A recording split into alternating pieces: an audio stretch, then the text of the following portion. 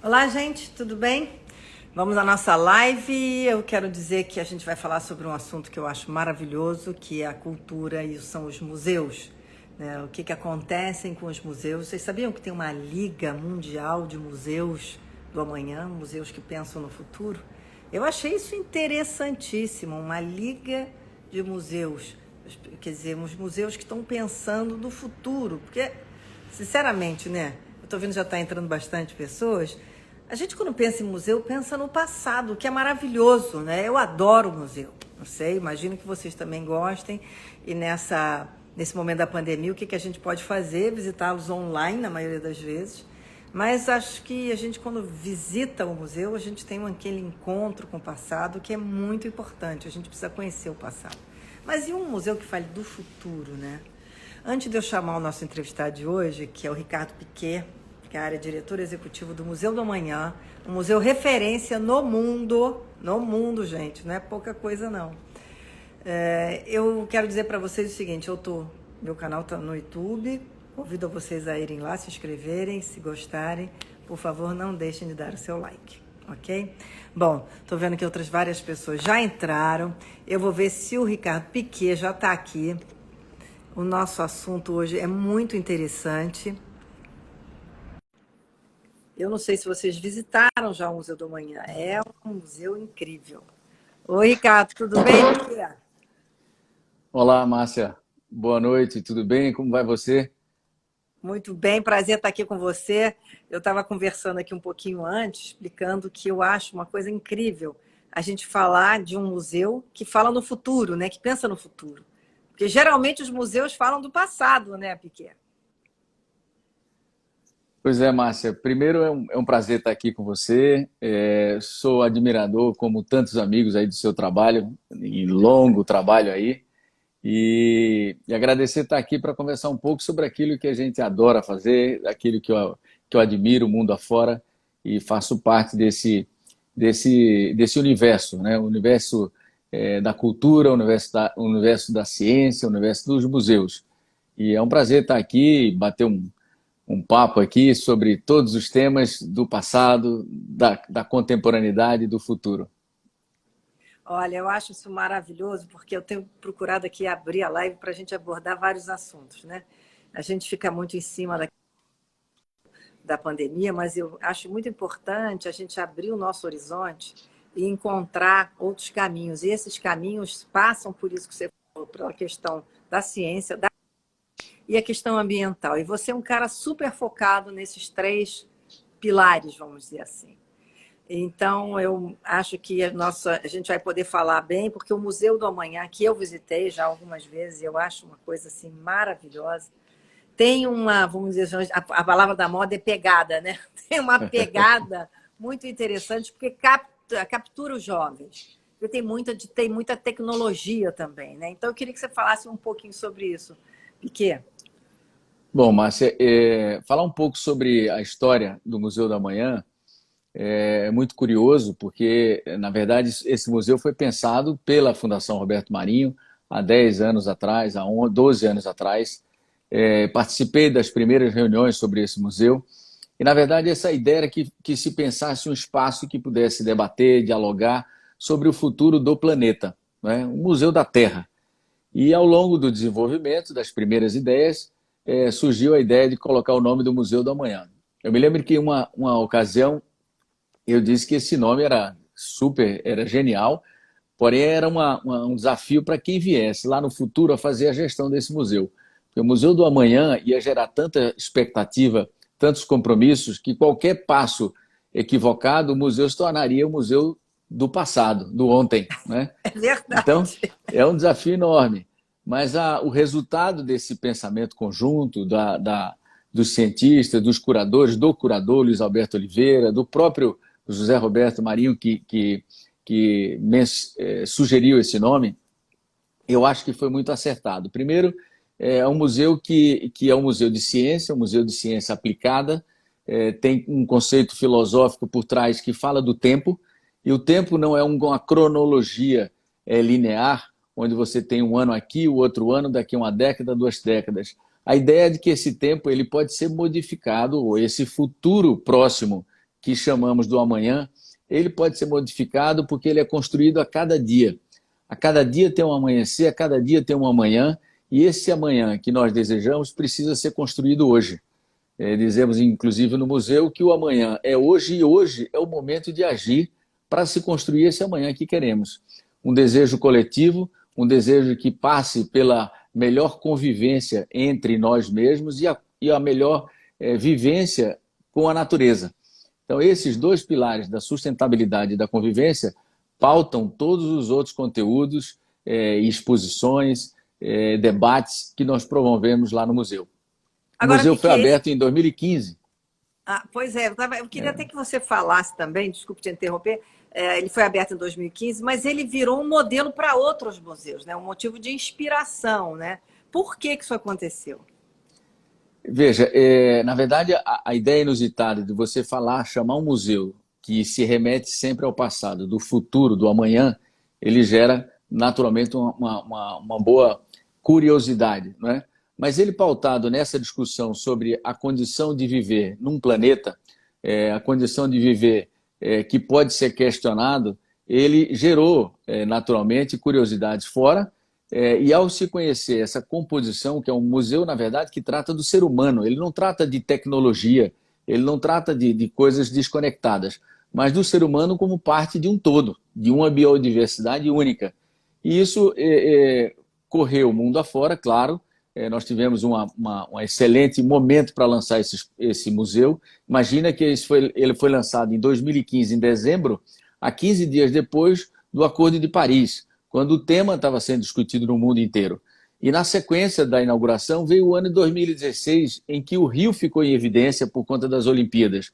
Então nós tivemos condições e oportunidades, e modéstia à parte, nós aproveitamos essa oportunidade do centro do mundo se olhar para o Rio de Janeiro e conectamos vários parceiros, vários museus de ciências, várias instituições de pesquisa e criamos conexões que até hoje nós usufruímos. Uma delas foi o Science Museum de Londres, que esteve conosco, assinou durante a Olimpíada um acordo de cooperação, um museu de 150 anos, fechando um acordo com um museu que mal tinha 1 ano de vida. Incrível, hein? E ouvimos do CEO... Isso. Para nós foi uma honra e uma glória tê-los junto conosco. Mas o CEO do museu, do Science Museum Group, na verdade são vários museus em Londres, o Ian Blatchford, ele ficou tão encantado com esse museu, ele disse, mas por que nós não pensamos isso? Por que vocês pensaram antes da gente no Museu do Amanhã? E se tornou um parceiro e hoje é membro do nosso board, não é membro do nosso conselho e parte dessa rede que você mencionou, uma rede de museus orientados para o futuro.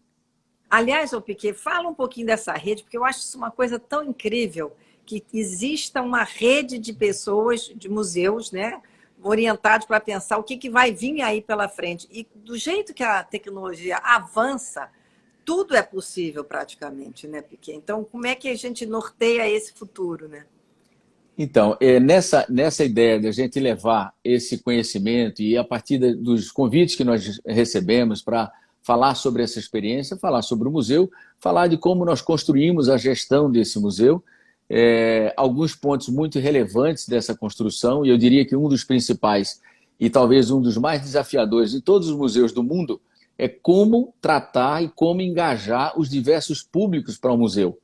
Jovens, velhos, crianças, turistas, estudantes, e nós trabalhamos muito fortemente num primeiro dos públicos, que foi a nossa vizinhança. O Museu do Amanhã ele está ali dentro, na região portuária do Rio de Janeiro, com a comunidade de mais de 35 mil pessoas da Providência, a primeira favela do Brasil, o Morro nos Pintos, o Morro da Conceição, e resolvemos trabalhar intensamente essa relação com os nossos vizinhos. A partir disso, levamos essa experiência em vários locais, em vários encontros de museus do mundo, até conectarmos esses interesses comuns. E montamos, a partir desse desejo, uma fundação lá em Amsterdã. A fundação chama-se MOT, Museum of Tomorrow International. E essa Olha, adorei fundação, o nome, hein? O nome é muito sugestivo, o o nome é nome é impressionante. muito legal, né? E MOT pode sugerir motivação, mobilidade, movimento. E essa fundação coube a função de conectar esses museus e criar essa aliança de museus orientados para o futuro, que nós chamamos Forms, e desenvolver conexões e trocas entre esses museus a partir do momento em que eles têm causas comuns, causas globais. E alguns deles, Márcia, assinam e colocam nos seus sites que foram inspirados no Museu do Amanhã do Rio de Janeiro. Olha que O espetáculo, Climate hein, Museum de Piquet? Nova York, o Museu da ONU, UN Live Museum de Copenhague, que eu faço parte lá do board, o Futurium de Berlim, o Museu de Ciência de Melbourne, eles todos se juntaram para discutir questões comuns. Como é que nós olhamos para o passado, avaliamos o presente e tentamos escolher, ou pelo menos trabalhar por melhores amanhãs. Então, essa é uma causa comum. Estamos juntos hoje, são mais de 40 instituições, de museus são 19, mas são mais de 20 instituições ligadas nessa rede e que discutimos com regularidade. A semana passada tivemos um grande encontro com eles e oferecemos oportunidades de trocas.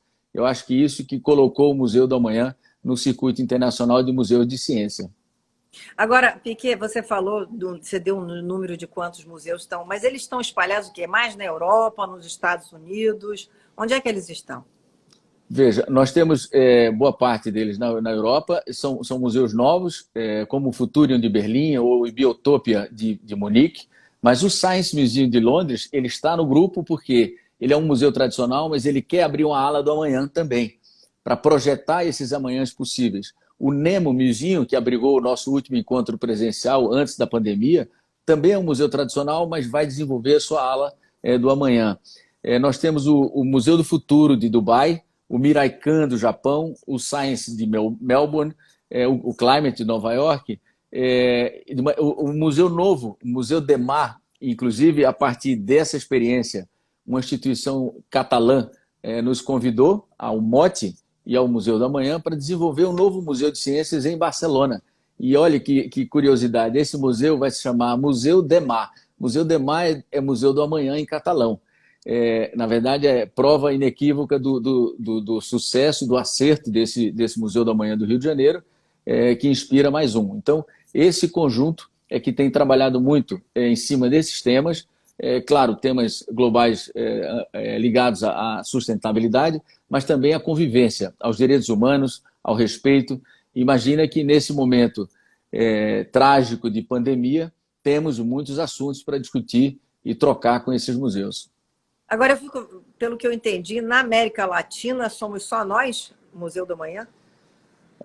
Na América Latina, sim, por enquanto. Nós estamos conversando com o Museu do Chile e com o Museu de Medellín, o nome do museu, meu Deus, eu estive lá visitando com o Hugo, é o diretor, de maneira a conectar esses museus da América Latina, e tivemos com a Silvia, que é diretora do Museu da Economia do México, também nesse sentido de projetar, a partir de uma linha histórica da economia, o que projetar e esperar dessa economia que dita um pouco as regras dos nossos amanhãs.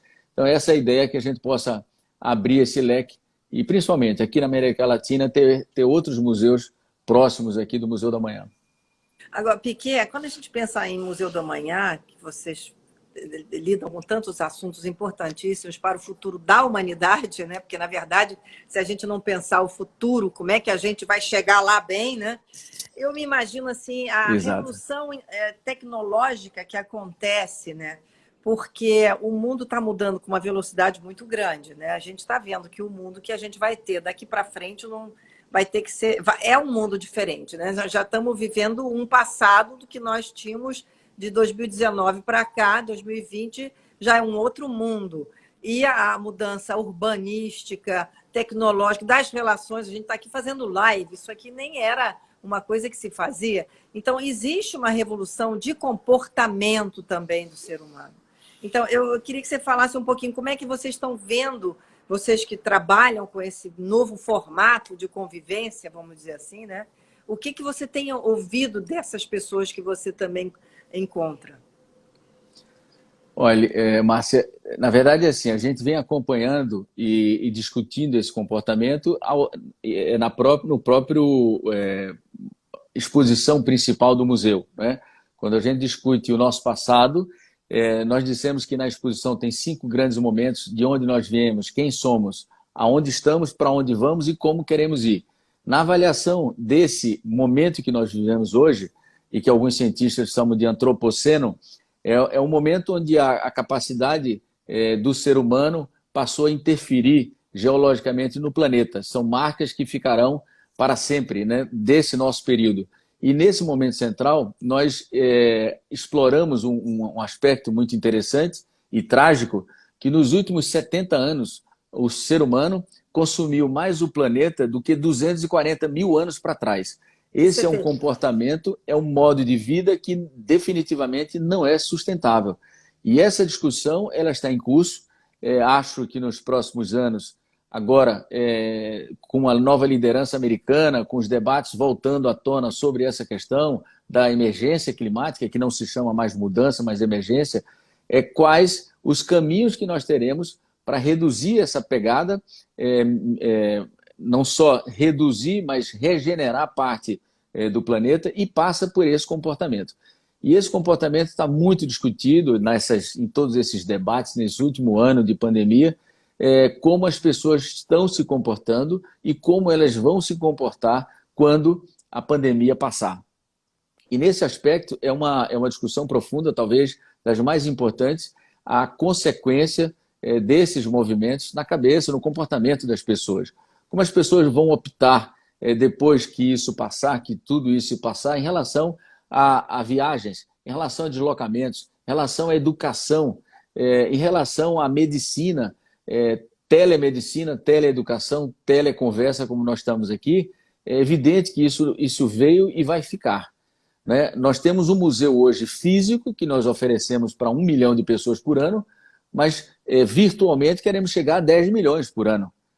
E como nós temos, por princípio, impactar, levar informação, dialogar, refletir sobre esses caminhos, quanto mais pessoas, melhor. E fisicamente seria impossível fazer isso dentro de um espaço físico. Então nós estamos discutindo, hoje nós tivemos uma conversa com algumas empresas que estão dispostas a trabalhar conosco, a transformar essa experiência virtual de um museu riquíssimo em conteúdo, mas com uma nova linguagem, com uma nova interação, onde a gente provoque uma experiência completamente inusitada e diferente virtualmente. Faz parte do nosso papel e da urgência que nós precisamos provocar para essas mudanças que nós queremos alguns anos à frente.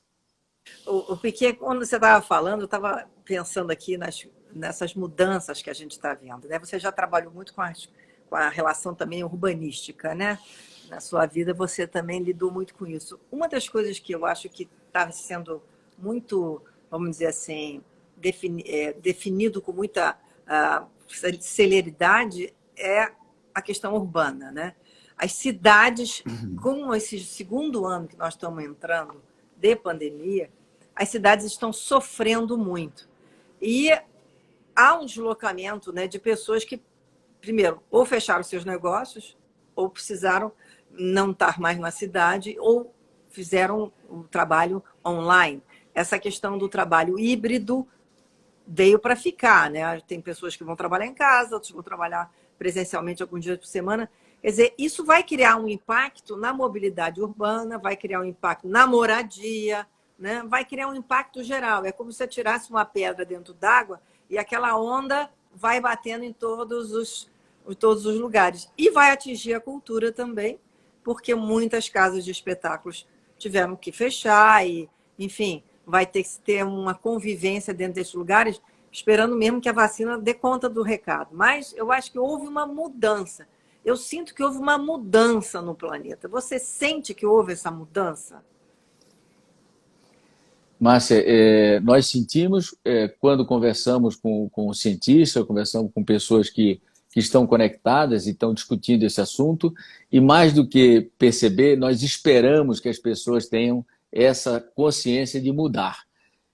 Mudar porque a partir de um movimento gerado por um micro-organismo, um vírus, que outro dia líamos no livro, nosso clube de leitura, e a autora francesa da Carta à Terra dizia: um simples vírus tão minúsculo destronou o ser humano daquele lugar de poder. o ser humano foi tirado desse lugar e passou a discutir como conviver de outra forma, porque daquela forma o vírus não estava permitindo. Né? É um movimento, a epidemia, a pandemia, é um movimento ambiental, biológico, biofísico, que mexeu com a humanidade inteira. E não esperamos que não seja possível que as pessoas passem por essa experiência e não reflitam sobre o seu modo de viver. É claro que a cidade tinha um caminho para esses amanhãs para as cidades de conglomeração, conurbação de cidades e aglomerações. Né? Em todo canto, a previsão era que 70%, 80% nos próximos 40 anos da população morasse em cidades. Com o movimento, com esse episódio da pandemia, hoje já se repensa.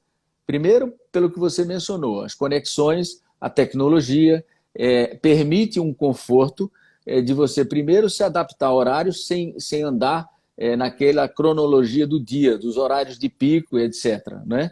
Segundo, que você pode dividir e ter uma vida mista, onde você parte dos dias você pode estar num lugar físico e outra parte você produz em qualquer lugar onde você puder estar conectado. Né? Então isso levou um movimento, e isso no mundo inteiro, não foi só aqui no Rio de Janeiro, que as pessoas procuraram a praia ou procuraram a serra, mas no mundo inteiro as pessoas estão procurando outro lugar para conviver. Sair um pouco do confinamento de um apartamento, de uma casa numa cidade, para buscar um lugar mais arejado, próximo da natureza. Esse é um movimento real, global, e que acho que vai mudar esse comportamento em cidades. As cidades precisam se repensar. Eu acho que quanto maior a cidade, menos humana ela é.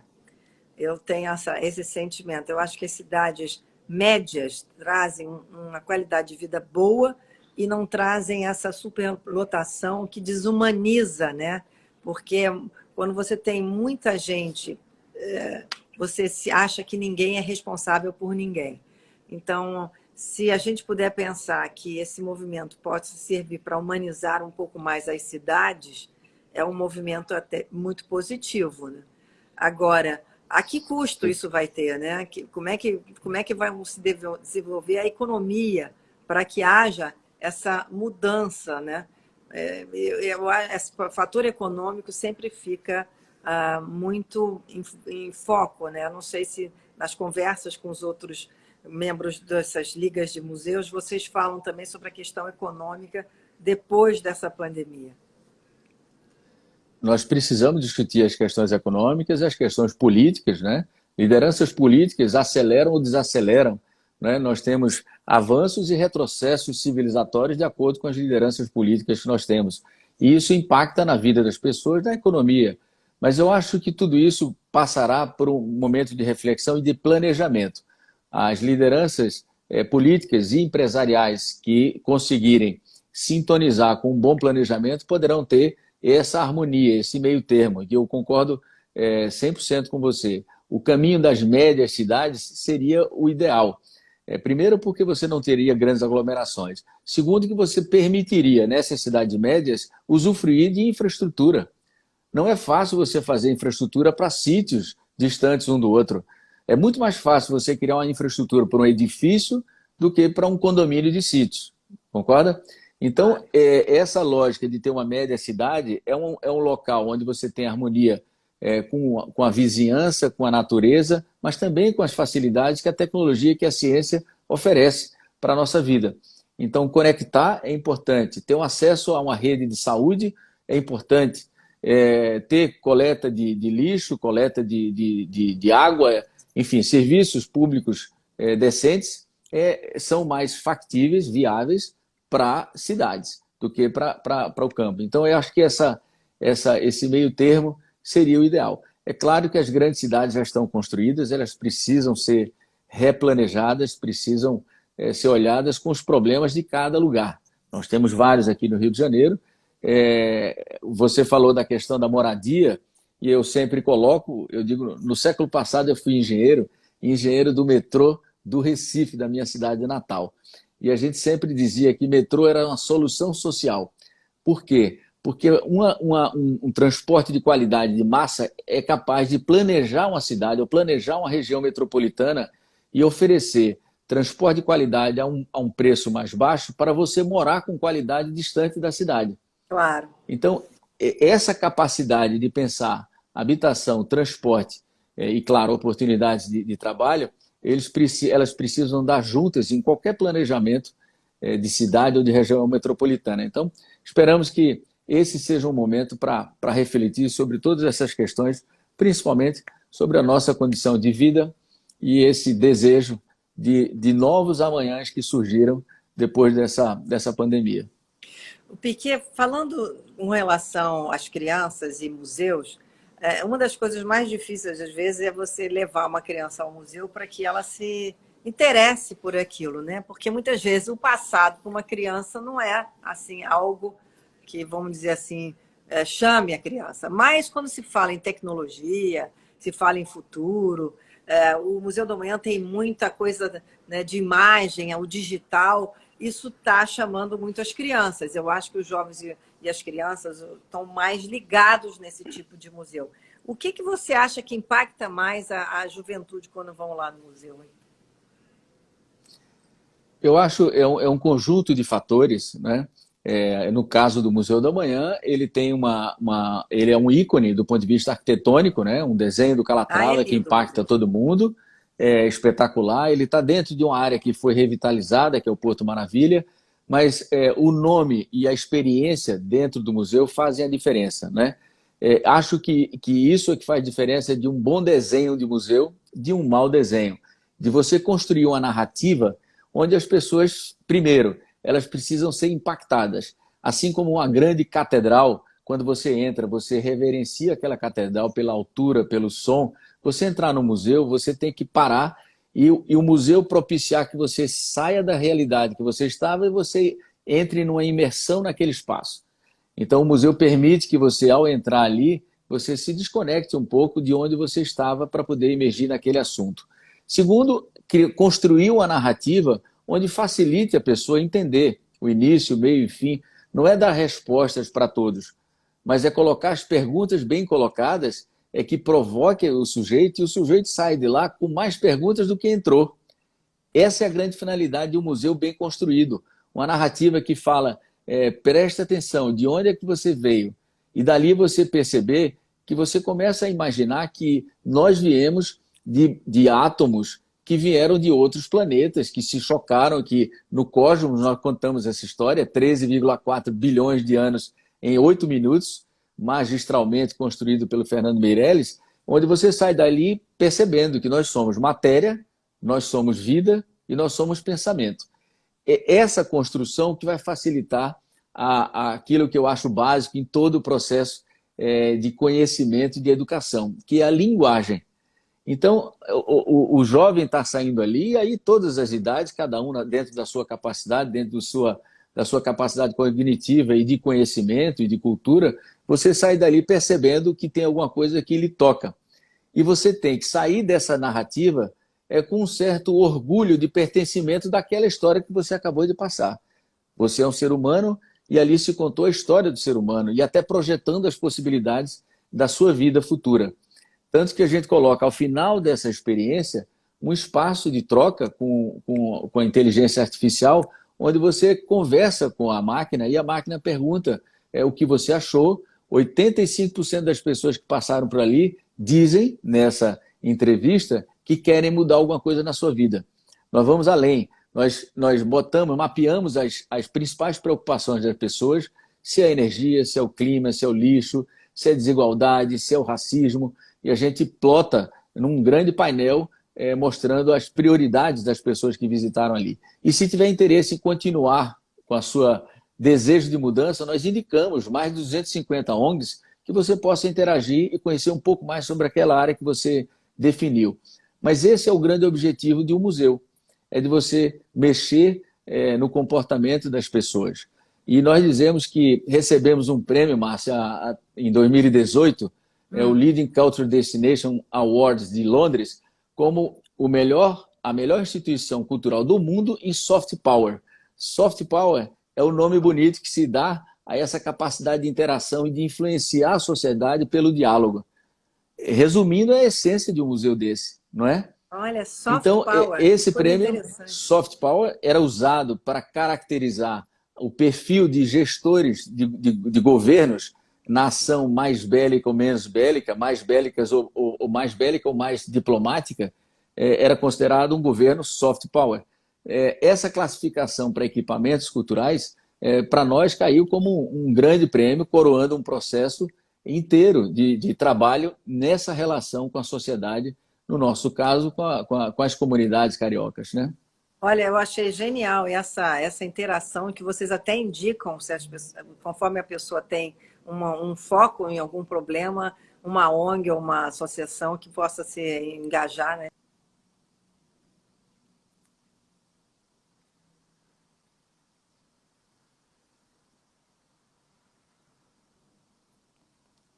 Entrevistei aqui que ele disse poeira das estrelas, né? Que o nosso átomo, na composição dele, é a mesma composição que a poeira das estrelas. Então, viemos das estrelas. Eu acho isso uma coisa muito linda. E a gente tem visto É. agora várias tentativas de lançar naves espaciais e satélites e tudo para chegar a outros planetas. Isso é pensar também no futuro dentro da linha dos museus? Novos planetas? Sim, na verdade, a ciência propicia novos pensamentos, novos desafios, e nós acreditamos nisso. A cada provocação dessa do próprio ser humano, virão os ganhos diretos e vários indiretos. Na hora que se pergunta por que o homem foi à Lua com tanta coisa para resolver aqui no Pois é, planeta Terra, não né? Os é? nossos oceanos, É, tanta coisa. a gente poderia dizer que o homem hoje, sem ter ido à Lua, nós não talvez não tivéssemos celular, não tivéssemos os computadores, não tivéssemos os materiais que foram desenvolvidos para chegar lá e que depois viraram até utensílios de alta qualidade de cozinha. Então, uma provocação para a ciência, ela gera ganhos diretos e indiretos que às vezes a gente não vê ou a gente não percebe, né? Então, acho que a ciência está aí para isso. Nós temos que valorizar muito a ciência, basear as nossas decisões sempre que possível na ciência, e quando não é na ciência, na intuição, claro, sempre. E, aliás, a ciência vai. Nós já temos lido sobre isso, porque nós temos um projeto para o ano que vem maravilhoso, que eu vou guardar um pouquinho aqui para contar depois, mas a ciência da intuição, a ciência intuitiva que virá, né? Começar a descobrir alguns achados que até hoje nós não sabemos. Nós entendemos pouco do nosso cérebro, do nosso comportamento, da energia que um ser humano carrega, que os seres vivos carregam. Então, cada vez que a ciência se mete a um desafio desse, a humanidade tem que agradecer, porque vai vir coisa boa. Nós estamos no meio de uma pandemia, não fosse a ciência, jamais teríamos vacinas aprovadas com 6 meses, 7 meses declarada a pandemia, né? Com base na ciência que a gente consegue ir longe. Nós dizemos lá no museu que a criança que vai viver 150 anos já pode ter nascido por conta da ciência. Então nós temos vários problemas. Consumir o planeta como nós consumimos é um problema, mas o que a ciência nos entrega para reverter esse quadro também é espetacular, né? Eu acho assim interessantíssimo e assim animador você falar assim, porque dá uma certa esperança de que a gente consiga reverter quadros dramáticos de consumo do planeta, né? Os oceanos são um exemplo disso, né? Quando começou a pandemia, as águas ficaram menos poluídas, as pessoas jogaram menos coisas dentro, essa conscientização que precisa haver de proteção aos oceanos uma das coisas que mais me incomoda. Eu já escrevi livros sobre isso na década de 90, e a gente vê que a destruição do ser humano nos oceanos é muito profunda. Então, eu não sei se os oceanos entram também dentro dessa proposta de pensar o futuro nesses museus. Entra?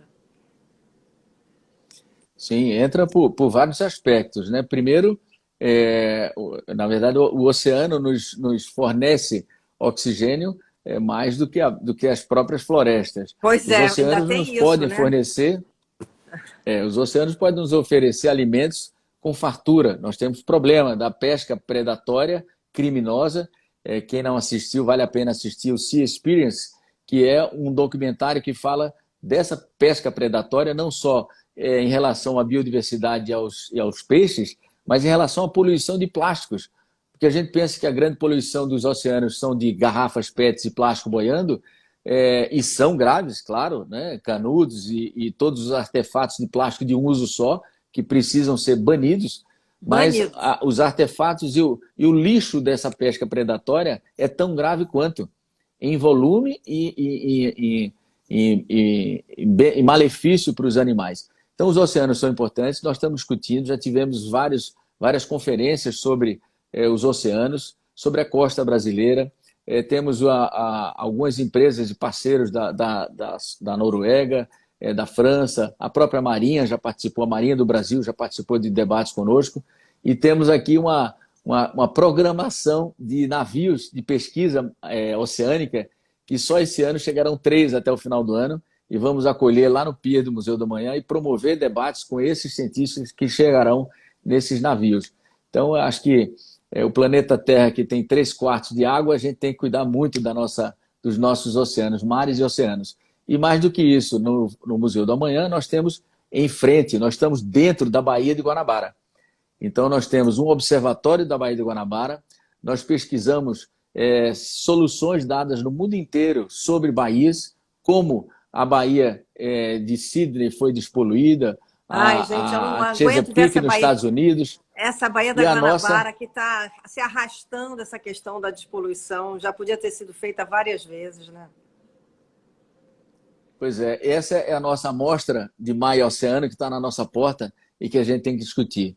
Nós temos uma parceria importante com a Secretaria do Meio Ambiente do Estado do Rio de Janeiro. Essa semana conversávamos, inclusive, com o Ministério Público do Rio de Janeiro, que também é parceiro na causa da Baía de Guanabara, em colocar um super painel lá no museu e colocar ali todas as ações que já foram feitas, que efeito está se tendo e quais as que não funcionaram e por quê. Na verdade, a gente queria criar, inclusive, Márcia, 2 colunas d'água. A água que deveria ser da Bahia e a água suja da Bahia hoje, para impactar e lembrar as pessoas que a gente não pode descansar. Né? Não é possível que uma cidade como o Rio de Janeiro possa conviver com essa Bahia que transformaria toda essa região se ela não poluída fosse. Né?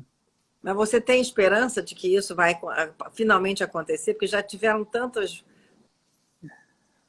Se a gente viu o Rio revitalizado, a Bahia de todos os lugares conseguem, menos no Brasil a gente não consegue isso.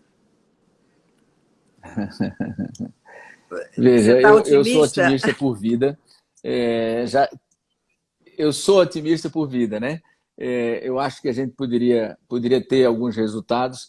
Eu acho que tem uma geração nova vindo com muita força, com muita consciência de que esse bem comum não pode ser deixado de lado, né, para o bem de todos. Eu acredito que com a natureza ela já ajuda bastante. Se a gente passar, acho que 5 anos sem jogar nada na Bahia, ela se recupera 100% sem nenhum investimento, quer dizer, na Bahia. Então você precisa reter o que se despeja na Bahia. Né? Então eu acredito que não é tão difícil, é uma mudança de mindset, onde as pessoas possam ver aquilo não como um gasto, mas como um investimento que ele vai usufruir ali na frente, que isso é possível mudar. Nós já temos exemplos.